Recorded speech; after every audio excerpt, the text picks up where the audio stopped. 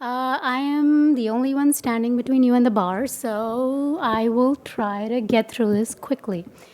So, most of my talk is going to be about what would observability look like if you reimagined it from the ground up as an AI first approach as opposed to AI enabled, or let's add one more tool to make this one particular workflow easier and basically contribute to the complexity. A little bit of my background. So, I am the co founder of Metric Wolf. I have spent the majority of my career in engineering and product in Google, CoreWeave, Pivotal, Splunk, and a couple of other organizations. Spent the majority of my time mainly building trust in AI inferences. You may have used some of the products that I have built or worked on. If anyone here has used Google Translation, that was something I worked on for many, many years. Okay, so hopefully this should be an interesting and good use of your time. So without further ado, let me get into it. So one of the most common things, and if you have ever worked with observability in any vein, any shape or form, one of the things that's happened, or it's just the way observability has evolved at this point, is it's an extremely reactive, it has become needlessly complex, and it is frequently it's prohibitively expensive. And the interesting thing is that if you don't have observability, you basically have no visibility into your stack. So it's almost like oil for your entire stack. But not every organization in the world today is deploying observability. So in all the surveys that we did with our users, what we found is that 1 in 10 companies actually have some form of observability deployed. And that 1 in 10 companies, it could be proprietary black box, or it could be an open source stack using Prometheus, Grafana, Loki, what have you.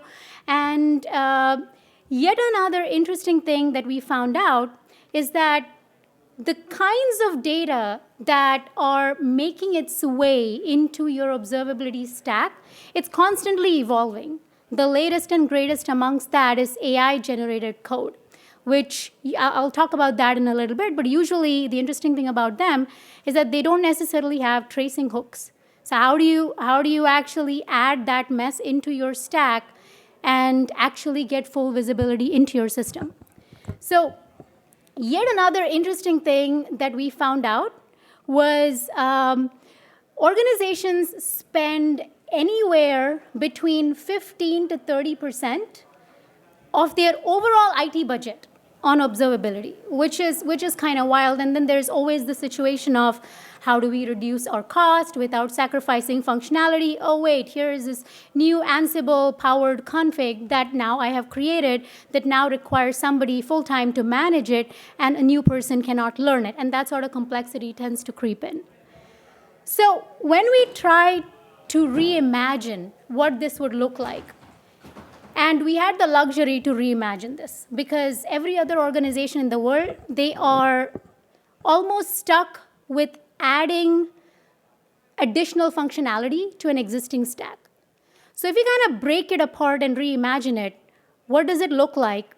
And what was our mission? Our mission basically was to make best-in-class observability accessible to everyone, but be extremely true to our open source roots. Because what we have surveyed with developers, what we have seen in enterprises is open source is not going away anywhere. The future of observability is very, very firmly rooted in open source, and it is going to be proactive and preemptive. It is not going to be reactive. And hey, here is this nice summarization for you to kind of talk to, and here's some more noise that you have to decide whether you trust or don't trust because hallucinations creep in and all of that. So we've tried to figure out a way to mitigate a significant amount of that problem as well. So what we found is that an interesting problem that has started to creep in is about 20% of the developers in the world, they tend to have access to observability tools to investigate issues that were coded by humans. So you're kind of expecting some kind of familiarity with the code base. And as a result, you're expecting that the functionality is more, it's easier to troubleshoot, somehow impacting your mean time to resolution. Now, one new issue that has cropped up is non-coders are creating applications using AI. So you're basically having a lot of this AI-generated code that is making its way into the exact same code base, and it's adding to overall complexity. It's a great thing that this is happening in the sense that now you are increasing the speed of development velocity, but at the same time, none of the observability tools, even the AI code generation tools, they're not able to keep up with the fact that all of these bits and pieces of code, they are not necessarily generating the same kinds of logs, the same kinds of metrics. They don't have any tracing hooks. You usually have to have a human in the loop kind of manually go in, redo some of this work, or ensure that you're actually prompting your large language models in a way that they are actually generating all of the goodness of logs, traces, and metrics so that you can actually get some insight into the delivered piece, the generated piece of code when some sort of issue inevitably occurs. So how do you actually get insight into this kind of system behavior when you have this new set of complexity as well? So these are some of the most common challenges. Maybe you guys have experienced it, maybe not. If you worked in observability, I guarantee you have experienced one or more of these things. But one of the things that when we were surveying, we surveyed about 140 users, and one of the things that one of our users told us was they used to use a proprietary fairly expensive, very, very full-featured, robust observability solution, and they had to move away from it because of the cost. And what they said was, I won't disclose the name of the company, but Company X's pricing model is actually pretty easy. For every 500 hosts or less, you just sign your company over to them, and for every additional 500 hosts, you basically have to go raise VC money to pay your observability bill. So it's take it in a lighter vein, but the biggest challenge with observability, aside from the fact that there are way too many tools, aside from the fact that you have to figure out, do you standardize with a proprietary black box? Do you standardize with a particular open source stack or some sort of homegrown situation or managed open source, for example, it's unpredictably expensive. The other interesting thing that we found out is out of 100% of the features that are there in the most popular observability tools or full-featured products that are out there, users use about 10%, 95% of times. So the reason these statistics are important is this allowed us to kind of drill down into what are the areas of observability that we want to look at with a fresh lens, with an AI-first approach.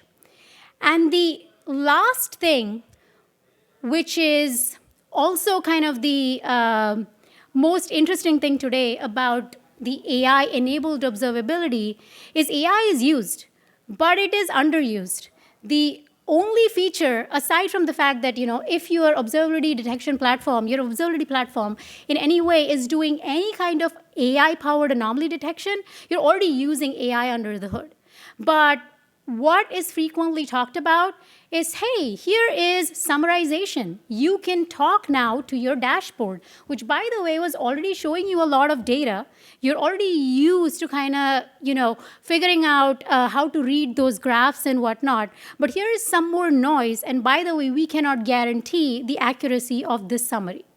So it's interesting because it's introduced AI into the mainstream of observability, but it's also created more noise.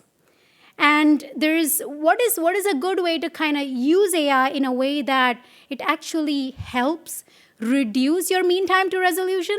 Because one of the things that's interesting is today in 2024, we have more tools for observability than there were 10 years ago. but the average time to resolution has actually increased because the complexity of the tools has increased. The complexity of your stack has increased. What's more, if someone leaves the team, you are now expecting that all of that knowledge will automatically transfer into somebody else who now has to catch up and learn the stack.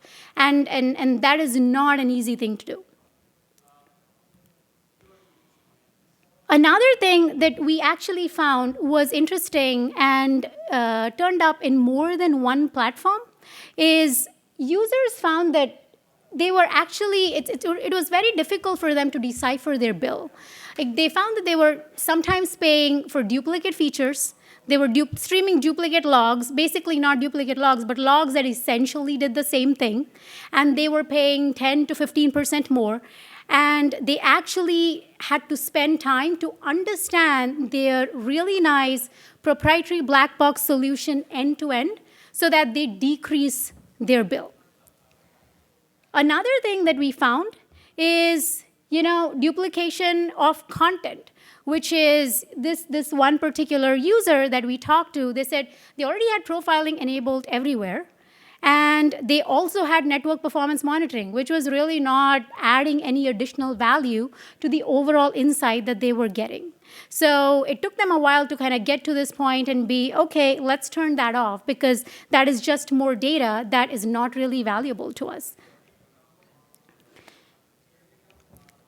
Now, this is an interesting one, and I thought I'd put this here because this specifically talks about how artificial intelligence has made its way into observability.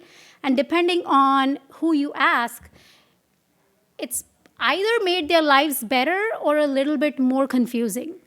So this particular user shared with us that, summarization is really nice, but it would be great if I could actually trust the summary unquestionably, because now I have summaries, I have dashboards, I have to still talk and interact in my Slack channel, and now I have more information than I know what to do with.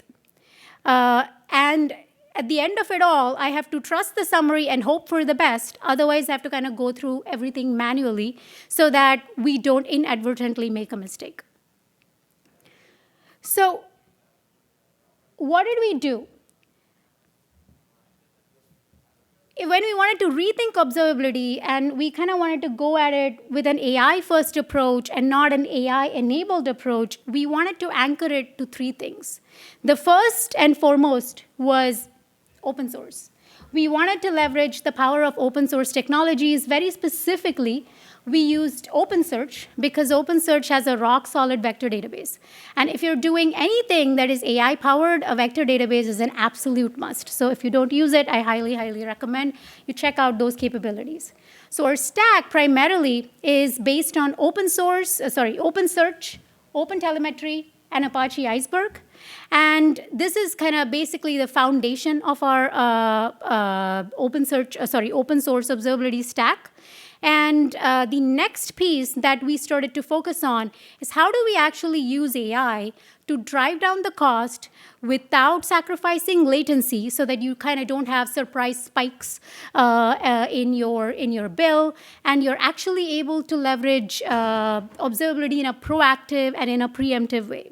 So I'll get into that in a second. So this is your most common observability flow. Like in some way, shape, or form, you probably experienced this in some way.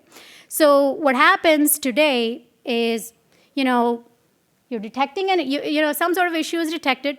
You get an alert. Typically in the middle of the night or in the wee hours of the morning, you join Slack, and there's a lot of chatter happening on Slack or whatever your communication platform is. Some sort of initial assessment's happening, investigation. Teams are communicating with each other. And then you finally isolate the problem. You decide, okay, is this a P0? Is this a P1?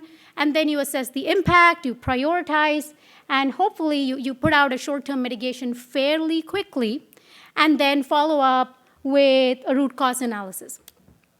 Now, the things that I've highlighted in red are what teams tend to aspire to do.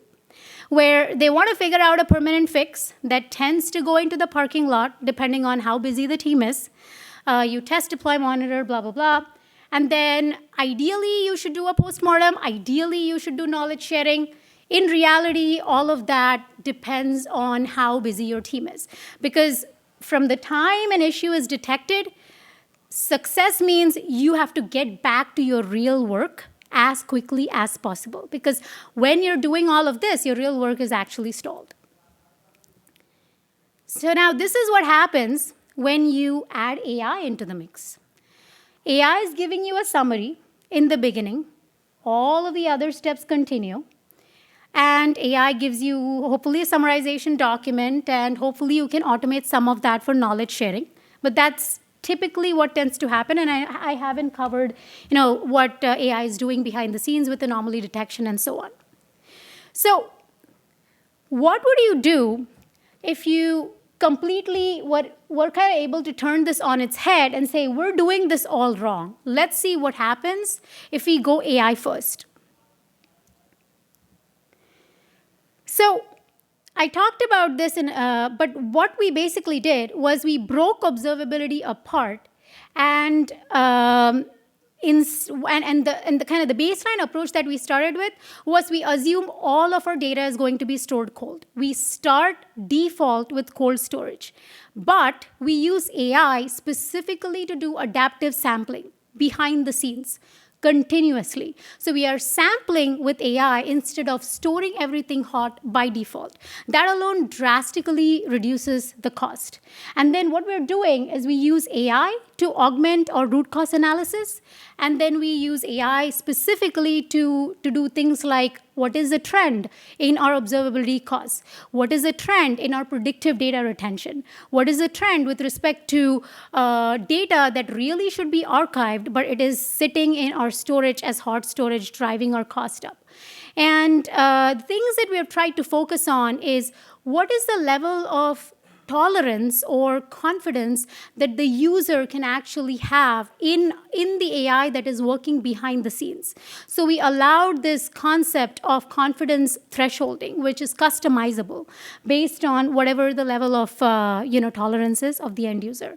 So the open source alternatives, again, the reason why we wanted to kind of do open source is it was a no-brainer, because we wanted to standardize on a stack that was protected by an open source foundation that wasn't going away anywhere, that developers loved. So breaking it down into the three main things that I talked about, I'll go into it a little bit into detail. What we discovered, so I talked about, don't store all of your data hot. So what we did was specifically, we leveraged a couple of sampling approaches to kind of identify what is the best way to sample data, the best way to kind of efficiently store data without actually losing any critical information. So what we discovered was, when we were evaluating all of the predominant, solutions in the market, about 99% of the data that is stored as hot data, you don't really query it. You actually query, conservatively, you may query maybe 10% of that data. Realistically, it's anywhere between 1 to 5%, but you're still storing everything as hot data. So yet another thing that we found out was, your average organization, they have a minimum of, depending on the size, they have a minimum of 5 distinct observability stacks. Every team's kind of using their own thing. There's no standardization, which also kind of causes this entire knowledge sharing issue. So this is what we did when we flipped everything on its head. We start with AI. Our AI model is observing the monitoring platform behind the scenes. It is analyzing the issue as it comes in. So it's doing a couple of things when it's observing the monitoring platform. It is continuously sampling and deciding. It is not random sampling specifically. It's doing adaptive sampling to figure out should it increase the sample size at certain times based on the trends that it is seeing, based on, for example, certain characteristics of traces that it is seeing. Maybe a particular trace was longer than previous traces, which puts it in the ballpark of being considered an anomaly, but not quite an anomaly. So the next thing that it does is it observes your platform, it's analyzing the issue as it comes in, and it triggers sending an alert. Now, an RCA is automatically triggered. You create a fix. The AI is creating a fix where applicable, and the fix gets submitted for human-in-the-loop approval, or it gets auto-deployed to a test environment or a staging environment, depending on whatever your level of comfort is. And then finally, AI is generating, our model is generating the incident summary, the incident response, generates the postmortem, recommends a permanent fix, and adds all of this data to your knowledge base for knowledge sharing, while it is also leveraging this created knowledge in the form of a knowledge graph in the future to validate if the inferences are actually accurate. I'll talk about that just in a second. But basically, the end result is you've completely kind of flipped this model on its head, and your team is continuing to do real work, but is stepping in for issues where you just want to sanity check everything that your model has done behind the scenes, leveraging all the data that you always had, but it is doing it a bit more efficiently, and all you're doing is providing human oversight. So I'll go through the entire stack, but this is the overall framework of what we're doing. And the first step is, fairly standard. You are collecting observability data. What we do is we specifically use Open Telemetry and OpenSearch. So we set up a pipeline with Open Telemetry. We grab a good chunk of the data. It does a good chunk of the work to capture all of that data from the test application. And then we push it out towards a couple of different locations. So everything over there in blue is what we're using, which are the open source components, and everything in purple over there, if you can see that, is all of our AI-enabled functions. So I mentioned this earlier, but specifically to kind of deep dive into this. So one of the pain points is, do you need 100% of the data to always be available, always be stored hot? Is there a way around that without running afoul of compliance, governance, and all of that functionality as well? So the intelligent sampling that we did for tracing, for example, I'll take the example of tracing. So what we did was, to do trace sampling, what we did was we grabbed the most informative traces for collecting an analysis. And an informative trace, we look for specific characteristics where the same kind of the same trace, if over a period of time is taking longer, or it is taking, if the latency has increased or decreased, we would consider that something that deserves a deeper look. We used a combination of techniques. Specifically, we used tail-based sampling as well as probabilistic sampling. So in one situation, what we're doing is only if our trace, for example, meets certain characteristics, then we consider it a candidate for data collection.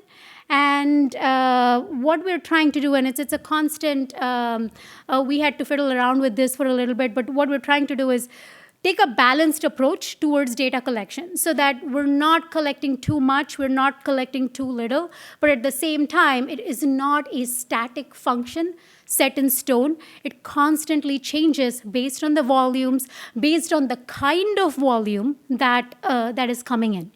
So the reason for so much of a focus on intelligent sampling and intelligent data collection is hot stored data is the it's the biggest reason why observability is so expensive today, depending on which product you use. So our goal was, first off, we want to reduce the amount of useless data, useless noise that is coming into the system. And the second is we want to be able to make all of that data queryable without sacrificing functionality while lowering cost at the same time. So after that, we did a couple of things. So now you're in the data storage and processing layer, and we defaulted to cold, and we used OpenSearch in any case where, so everything's not stored in OpenSearch. We are only pulling data into OpenSearch when we want user interaction, when we want, dashboards, visualizations, that sort of stuff. And behind the scenes, what we're doing is, bring your own cloud object storage, use S3, use GCP, use Azure, and we leverage Apache Iceberg so that you have everything standardized depending on, regardless of where your data is actually coming in. You're not really losing functionality. You're not really losing latency in those mission critical situations because you can still pull things into OpenSearch and kind of, deep dive into it where it makes sense. But at the same time, behind the scenes, AI is never visible. It's kind of optimizing what's getting stored, what's getting analyzed, what's getting flushed, what's getting moved to cold storage, and so on. So the two biggest things here is, we wanted to standardize the data collection and representation. So we focused on Open Telemetry and Iceberg. And the other thing is we wanted to export all of our relevant data to OpenSearch for, storage, analysis, visualization, and so on, and everything else that it makes it really good for any kind of AI-first application. So finally, we come to the AI analysis engine. So there are a couple of different components here, and I will talk about the most interesting ones. I talked about adaptive sampling. The other thing that we also did was adaptive alerting. One of the things that most observability platforms do, you have to configure alerts. You have to figure out, okay, what do you need to configure? And frequently, and you have to kind of go back, look at it. So basically, it's a very, very rule-based system. So what we did was we've explored adaptive alerting, and what that does is very frequently, if alerts are not something that you are acting on, which is basically, depending on how you look at it, you can look at every single alert that you're getting as extremely important, which is never the case. Usually what that is, it is a tremendous amount of noise. So what we're doing with adaptive alerting is continuously monitoring, seeing which kinds of alerts are similar to other alerts, which get acted on, what is the causal relationship in your ecosystem with respect to that particular alert, and then maybe that alert gets silenced for a short amount of time. And then we will nudge our end user and say, hey, these are the alerts that we silenced because they weren't really giving you any critical information. They were simply adding to the noise in your dashboard. If you want to turn these back on, go ahead. So it's not a rule-based system. It continuously adapts based on all of the information that you're getting and all of the information that you're actually acting on.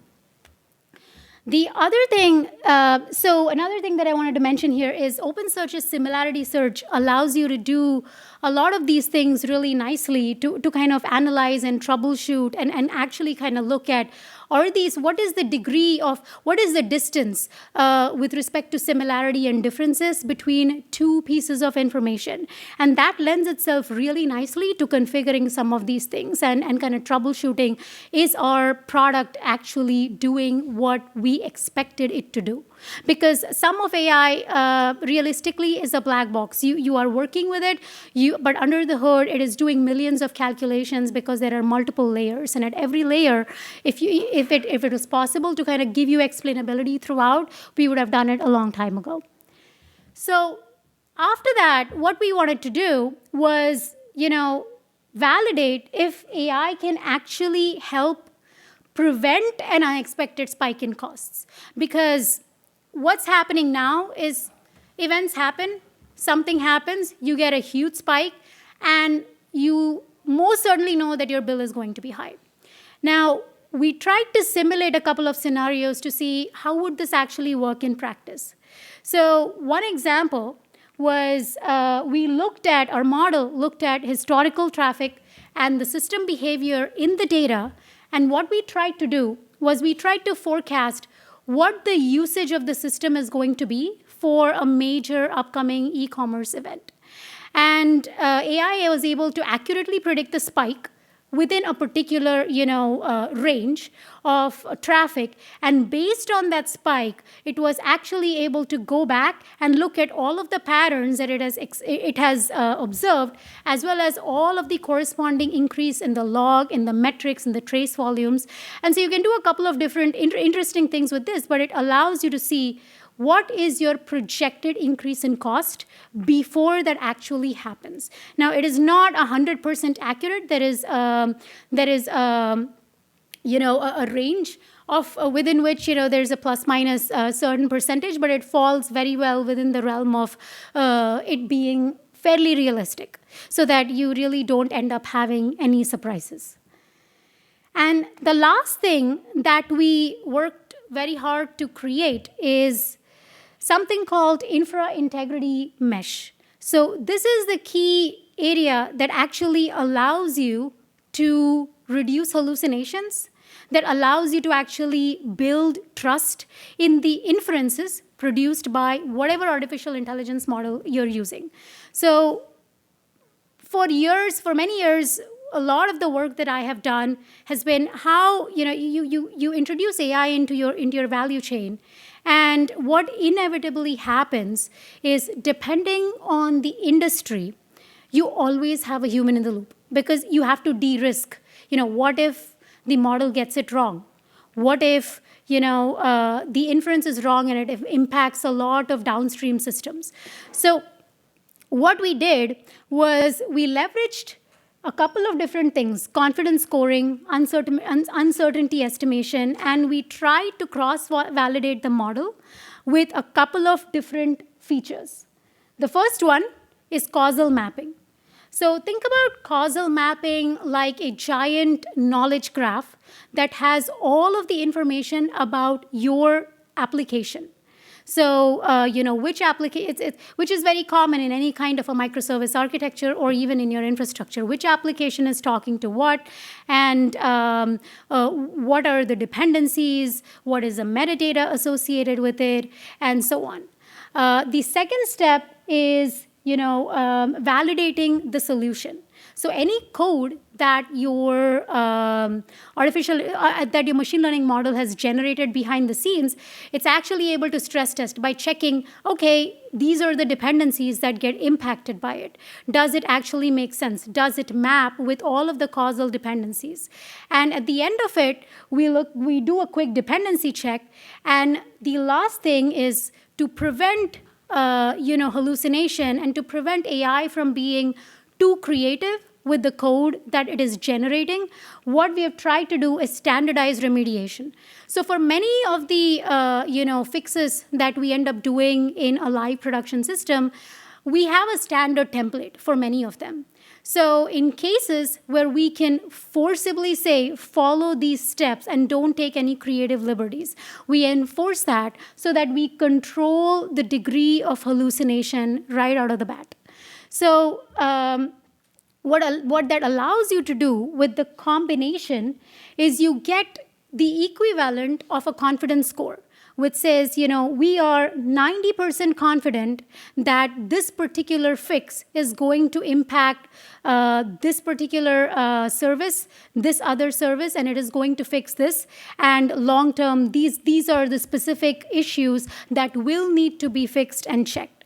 Now, the interesting thing about the confidence threshold is we are trying to make it so that it can be customizable depending on the level of comfort of the end user, which is, in many cases, we've had situations where financial organizations, their risk tolerance is very low, or they want everything to be 100% certain when you roll it out to production. In other cases, depending on what your engineering culture is, a lot of this is very culture dependent as well, whatever the culture in your engineering org is, where if you look at the code and you're getting some sort of a confidence scoring between 85 and 95%, then in your situation, you might say, yeah, this is a non-critical system. We're good to go. We can push this out, and then we can kind of look at it deeply later on because it's going to fix the problem for now. So what that allows you to do is work with the human trust system, because there are levels of trust in any kind of artificial intelligence that you're going to adopt. And what we've tried to do is distill that, cross-check it, validate it with kind of a super knowledge graph, which combines multiple things, the integrity mesh.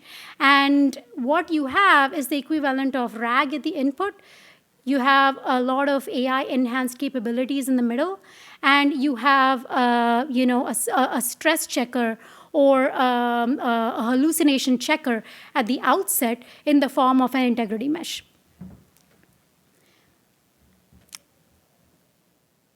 So very quickly, we are almost at time. So a quick recap of everything that I talked about. One of the things that we very firmly believe is, everything that we're going to build, we're going to root it in open source. And as a result, our core foundation, our core tech is OpenSearch, Open Telemetry, Apache Iceberg. And we want to kind of go forward in the direction of observability not being reactive. It has the potential to be proactive. It has the potential to be preemptive. So that is the direction that we're going in. And hallucination reduction can be achieved as long as you provide the right kind of sanity check for your artificial intelligence model at the outset. So that's what we are done with the infra-integrity mesh. And at the end of it, what you get is a world where you're not looking at multiple tools, multiple stacks, trying to figure out if your stack is going to be able to process this new source of information, trying to figure out knowledge sharing, trying to control costs, and so on and so forth. So that is the direction that we're going in. If you guys have any questions, want to learn more, feel free to reach out. Hopefully, this was a good use of your time. And now I'm no longer standing between you and the bar.